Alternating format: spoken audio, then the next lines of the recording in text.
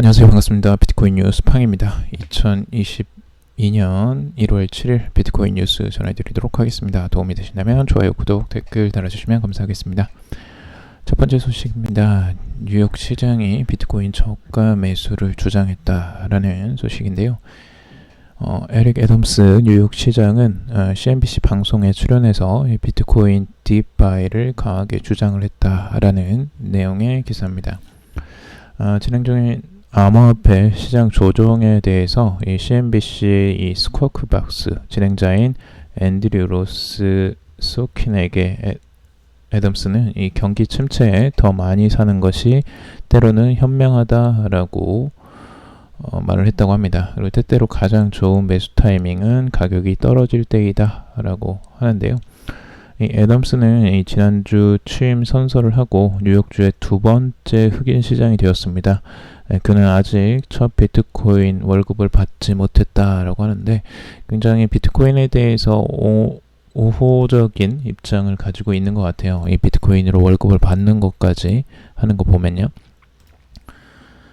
굉장히 암호화폐 친화적인 내용들을 계속 이야기를 하고 있고 그 사람이 이제 뉴욕 시장이라는 게 또 굉장히 의미가 있겠죠. 그래서 예전 같은 경우는 이렇게 정치인이 나서서 이 암호화폐를 뭐 매수해라 뭐 이런 이야기가 나오면 정말 욕을 많이 먹었을 텐데 그래도 지금은 많이 그 세태가 많이 바뀐 것 같습니다. 암호화폐에 대한 인식이나 이런 것들이 굉장히 많이 바뀐 것 같고 뉴욕 시장이 대놓고 이렇게 비트코인을 매수하라고 이야기를 하는 걸 보면 참 그 다른 시장 상황 그 분위기를 좀 느낄 수 있는 것 같습니다.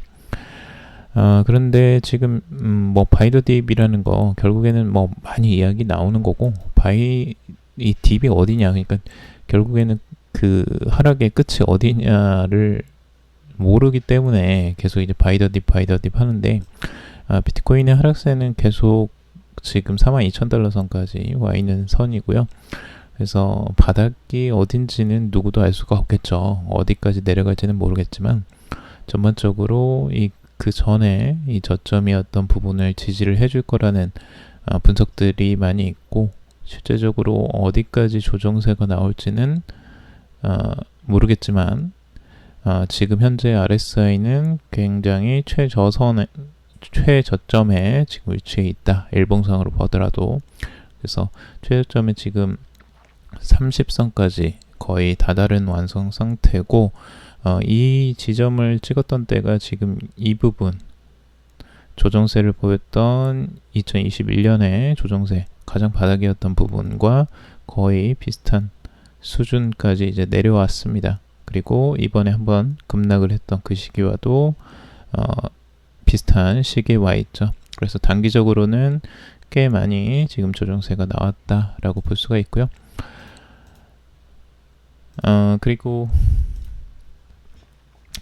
작년 개발자가 가장 많이 늘어난 프로젝트, 이 암호화폐 프로젝트에 대해서 순위를 매긴 내용인데요.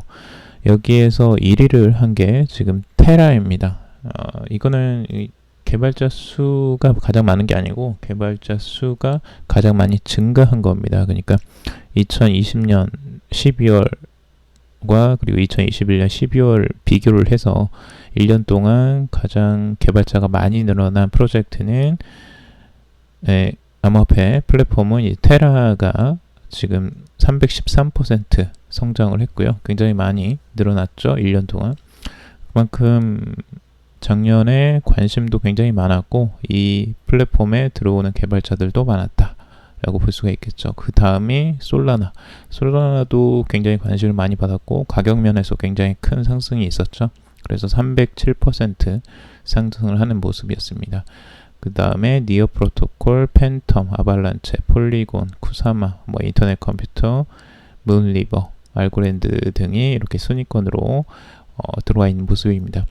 지금 눈에 띄게 이제 알트코인들 중에서 상승세를 보였던 알트코인들이 눈에 보이실 거예요. 그래서 전반적으로 큰 상승세가 나왔던 것들 일부가 지금 개발자들이 굉장히 많이 늘어나는 모습들을 우리가 볼 수가 있죠.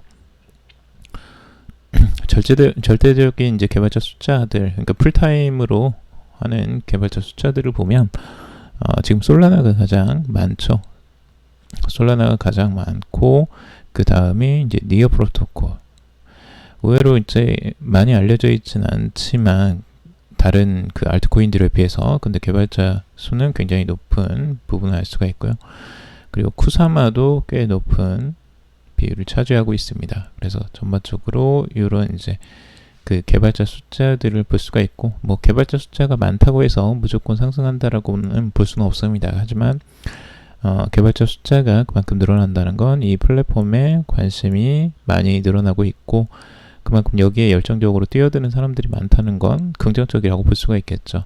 그래서 개발이 더디고 개발 자체가 잘 안 되는 부분보다는 이렇게 플랫폼의 개발자들이 늘어나는 것들은 좋은 신호라고 볼 수도 있겠죠. 자, 그리고 미국 최대 영화관 체인인 AMC에서 이 도지코인과 시바이누를 3월에 결제에 추가를 할 예정이다라는 소식입니다.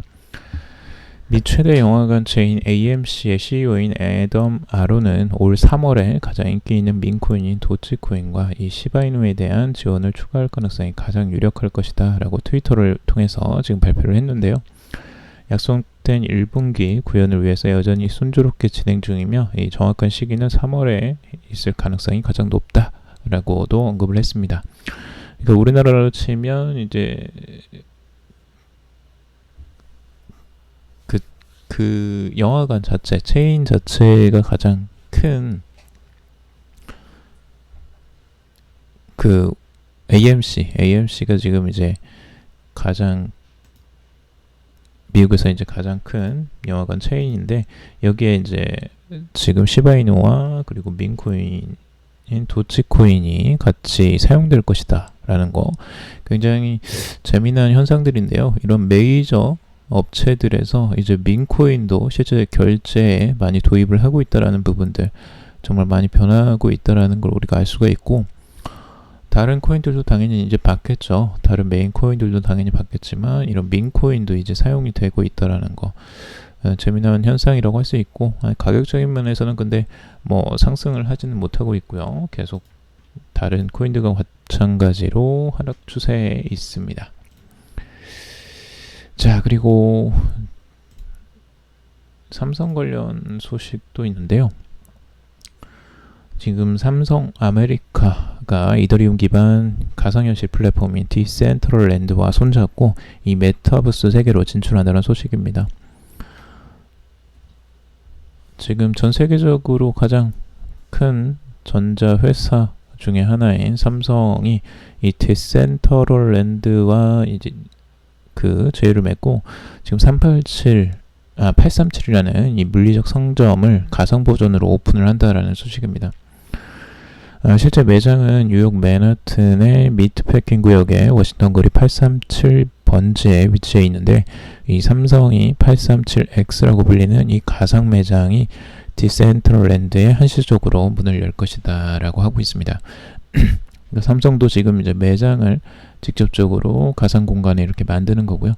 지금 디센트럴랜드에만 지금 이렇게 매장을 만들 거라고 하는데 앞으로 이제 지켜봐야 되겠죠. 다른 뭐 샌드박스나 다른 쪽에도 매장이 생길 수도 있고 가상 공간에도 이제 이런 그 직접적인 매장들을 이렇게 설치하고 뭐 명품 같은 경우도 명품 브랜드들도 실제로 메타버스에 많이 뛰어들고 있죠. 그래서 옷 같은 것들을 실제로 많이 그 전시를 해놓기도 하고 거기에 실제 판매도 일어나고 있습니다. 프라다나 뭐 이런 명품 브랜드들도 메타버스 세계에 많이 진입을 하고 있죠. 그래서 이런 대기업들이 앞으로 더욱더 많이 메타버스 세계에 진입을 할 것으로 기대가 됩니다.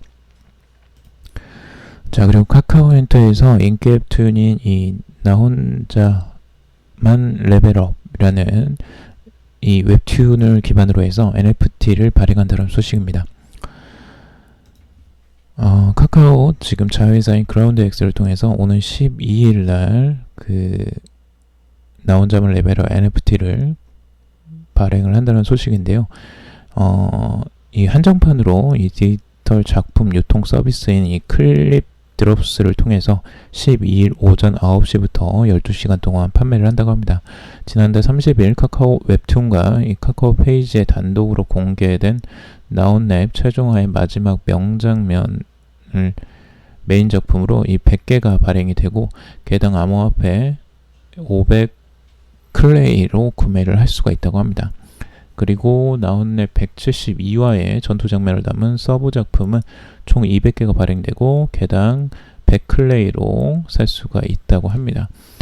뭐 워낙 유명하고 전 세계적으로 유명한 웹툰이기 때문에 이 NFT에 대한 관심도 꽤 높을 것으로 기대가 되는데요. 뭐 관심 있는 분들은 이런 민팅 과정들을 한번 눈여겨보시고 뭐 시험적으로 적은 금액만 참여를 해보는 것도 재미난 경험이 되실 수 있을 겁니다. 요즘 NFT를 발행하는 시장도 암호화폐 시장 자체가 지금 많이 침체가 되어 있잖아요. 가격 면에서는 떨어져 있는 상태라 이럴 때는 또 NFT가 또 주목을 받을 때가 있습니다. 그래서 이런 부분들도 여러분들이 주목해서 한번 보시길 바라고요.